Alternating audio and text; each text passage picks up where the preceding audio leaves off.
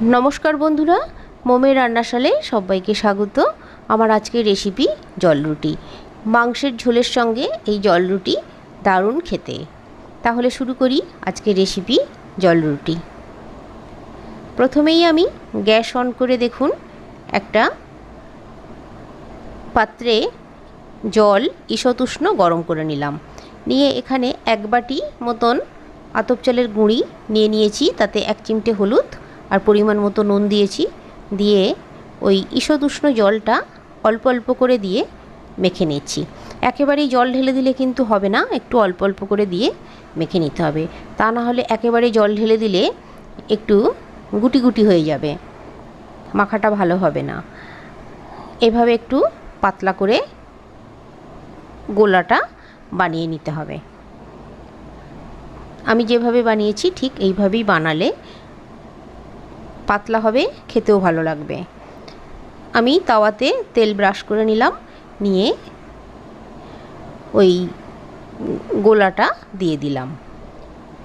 দিয়ে যে অংশগুলো ফাঁক আছে দেখুন, সেই অংশগুলো আমি এভাবে ভর্তি করে দিচ্ছি, তাহলে গোল হবে, বেশ দেখতে ভালো লাগবে।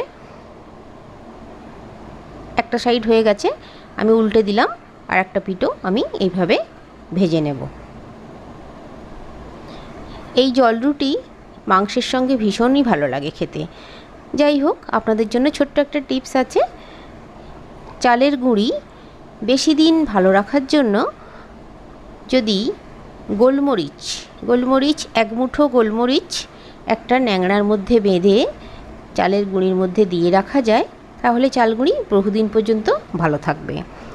আবারও যদি গোলমরিচ একটু থেঁতো করে নিয়ে দেওয়া যায়, থেঁতো করে একটা পুঁটলির মধ্যে করে নিয়ে চালের গুঁড়ির মধ্যে রেখে দেওয়া যায়, তাহলেও কিন্তু আরও বেটার হবে। এভাবে আমার হলদে জল রুটি তৈরি হয়ে গেছে। এবার আমি সাদা জল রুটি তৈরি করছি। সাদা জল রুটির মধ্যে আমি হলুদ দেব না, শুধুমাত্র নুন দিয়ে হাত দিয়ে গুলে নিচ্ছি। এভাবে আপনাদের কাছে যদি গোলার জন্য ওই তারের জালটা না থাকে, তাহলে হাত দিয়েও তৈরি করে নিতে পারেন। সেটাও আমি আপনাদের দেখাচ্ছি, হাত দিয়েও এইভাবে তৈরি করে নেওয়া যায়। যদি ব্রাশ অনেক সময় থাকে না হাতের কাছে, তখন এই আলুর মুখটা কেটে আলু দিয়েও তেল তাওয়ার মধ্যে ব্রাশ করে নেওয়া যায়। তেল একটু গরম বেশ হয়ে গেছে, তার উপরে আমি দিয়ে দিচ্ছি গোলাটা।